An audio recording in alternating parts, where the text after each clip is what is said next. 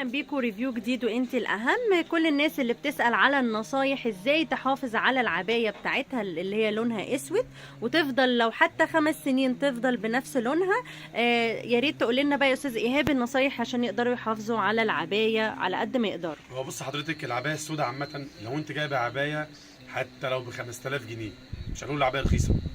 انت حضرتك اهم حاجة برسيل جل بلاك اللي هو الاسود، هتنزلي تقلبي العباية على ظهرها سواء فيها ستراس سواء فيها شغل هاند ميد. انا عندي شغل هاند ميد كمان ما شاء الله لسه برضو ما طلعتوش. هتتقلب على ظهرها العباية وتنزليها كده في البرسيل جل، تخليها شوية مثلا 10 دقايق ربع ساعة بالكتير، وتطلعي العباية زي ما هي كده، ما تعصرهاش كمان.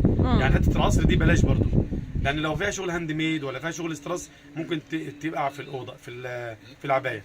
تخليها زي ما على مكان كده، تفضي الميه اللي فيها وبعد كده تنشرها زي ما هي كده. العبايه هتفضل عندك لو 5 سنين اكنك لسه شارياها امبارح. يبقى بظهرها وتحط عليها برسيل جل، مش المسحوق البرسيل لا العادي. لا لا. برسيل جل وما تعصرهاش. ما تعصرش، لا العبايه ما تعصرهاش. 3 حاجات ده بالنسبه للقطيفه. القطيفه هي ميه فقط، ميه بارده، مش يعني ميه من الحنفيه ولا ميه سخنه ولا ميه مفلتره، لا ميه عاديه من الحنفيه.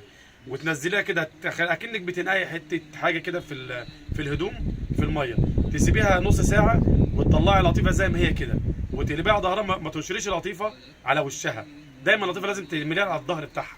ليه بقى؟ تحافظي على الوبره بتاعت القطيفه، وتحافظي على لون القطيفه، وتحافظي على الخامه ان هي ما تغيرش ولا توبر. يبقى دي حاجه. الحرير يتغسل ببرسيل جل بلاك ومش في غساله على الايد بالظبط. وما تعصريش العبايه السوداء، تخليها تفضي الميه اللي فيها كده على جنب كده وبعد كده تنشرها زي ما هي كده على ظهرها.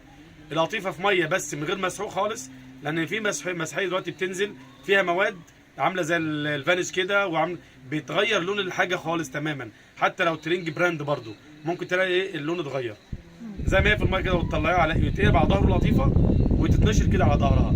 ولا تعصري قطيفه ولا تخليها تتصفي الميه لوحدها كده، وبعدين تقلبي القطيفه على ظهرها كده وتنشريها. بالحاجه دي هتحافظي على حاجتك اكنك لسه شاريه الحاجه، لو بعد 5 سنين اكن الحاجه لسه جديده. شكرا جدا يا استاذ ايهاب، وانتظرونا في فيديو جديد وانت الاهم. وكل النصايح اللي نفسكم فيها دي ازاي تحافظي على العبايه كانها لونها اسود، كانها لسه شارياها جديد حتى لو فضلت معاكي 5 سنين. تمام.